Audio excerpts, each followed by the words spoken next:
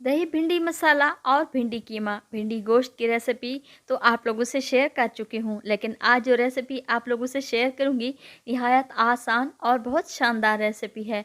आलू भिंडी की रेसिपी ये खाने में बहुत ज़्यादा टेस्टी और बहुत कम वक्त में ही तैयार हो जाती है। बिस्मिल्लाहिर्रहमानिर्रहीम, अस्सलाम वालेकुम।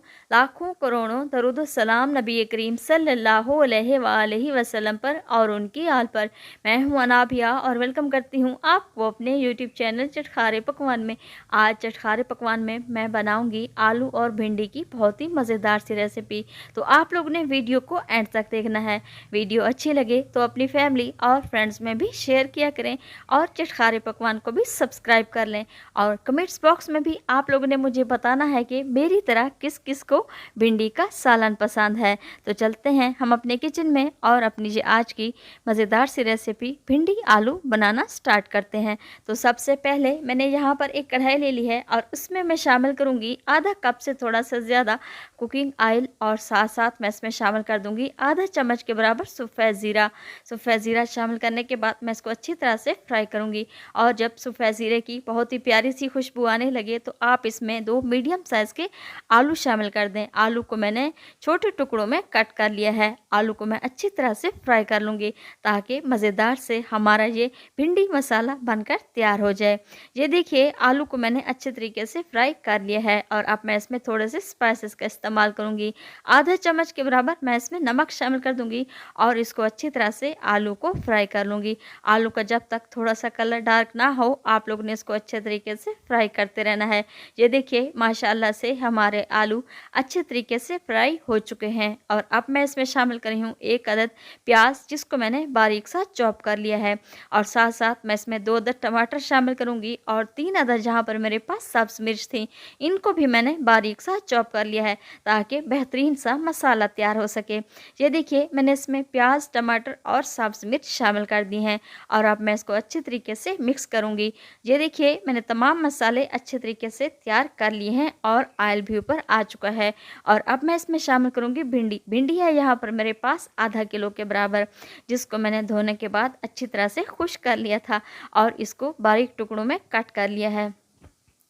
भिंडी को मैं अच्छे तरीके से फ्राई करूंगी और साथ साथ कुछ स्पाइसेस का भी इस्तेमाल करेंगे। आधा चम्मच के बराबर मैं इसमें शामिल कर रही हूँ खुश्क धनिया, आधा चम्मच लाल मिर्च का पाउडर, 1/4 चम्मच हल्दी और 1/4 चम्मच मैं इसमें मोटी कुटी हुई लाल मिर्च शामिल कर रही हूँ।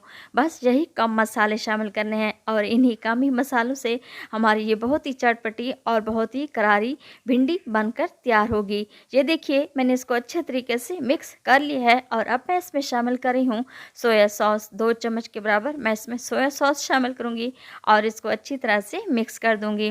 अगर आप लोग मेरे चैनल पर नए हैं तो प्लीज़ आप मेरे चैनल को सब्सक्राइब करें और बेल आइकन को भी प्रेस करना ना भूलिएगा ताकि मेरी हर आने वाली वीडियो आप लोगों तक सबसे पहले पहुंचती रहे। ये देखिए मैंने इसे मीडियम टू लो फ्लेम पर कवर लगाकर 5 मिनट के लिए छोड़ दिया था ताकि हमारी ये भिंडी अच्छी तरह से सॉफ्ट हो जाए। ये देखिए माशाल्लाह से हमारी भिंडी बहुत ही अच्छे तरीके से सॉफ्ट हो चुकी है। और अब मैं इसमें एक चीज़ शामिल करूंगी जिससे इसका टेस्ट और भी बढ़ जाएगा। हमारे आलू भी अच्छे तरीके से सॉफ्ट हो चुके हैं और अब मैं इसमें शामिल करी हूँ 1 अदद लेमन जूस। आप इसमें 1 अदद लेमन जूस शामिल करें और उसको अच्छी तरह से मिक्स कर दें। और आप लोगों ने भी मेरी इस रेसिपी को ज़रूर ट्राई करना है। इंशाअल्लाह ताला आप लोगों को मेरी ये रेसिपी ज़रूर पसंद आएगी। लेमन जूस शामिल करने के बाद मैं इसको अच्छी तरह से मिक्स करूँगी और इसे कवर लगाकर छोड़ दूँगी और चूल्हे को बंद कर देंगे। हमारी बेहतरीन सी बहुत ही मज़ेदार सी भिंडी आलू की रेसिपी एकदम परफेक्ट तैयार हो चुकी है। और अब मैं इसके ऊपर डाल दूंगी थोड़ा सा सब्ज़ धनिया। सब्ज़ धनिया डालने के बाद मैं इसे डिश आउट करूंगी। बहुत ही मज़ेदार सी एकदम परफेक्ट आलू भिंडी बनकर तैयार हो चुकी है। आप इसे सर्व करें गर्मा गर्म चपाती और नमकीन लस्सी के साथ और गर्मियों का मज़ा लें। बेहतरीन सी भिंडी और आलू का सालन तैयार है और आप लोग ने भी इसे ज़रूर ट्राई करना है। अगर आप लोगों को मेरी ये रेसिपी पसंद आए तो अपनी फैमिली और फ्रेंड्स में भी शेयर किया करें और चटखारे पकवान को भी सब्सक्राइब कर लें। तो मिलते हैं हम अगली रेसिपी में। अनाबिया को दुआ में याद रखिएगा। अल्लाह हाफिज़।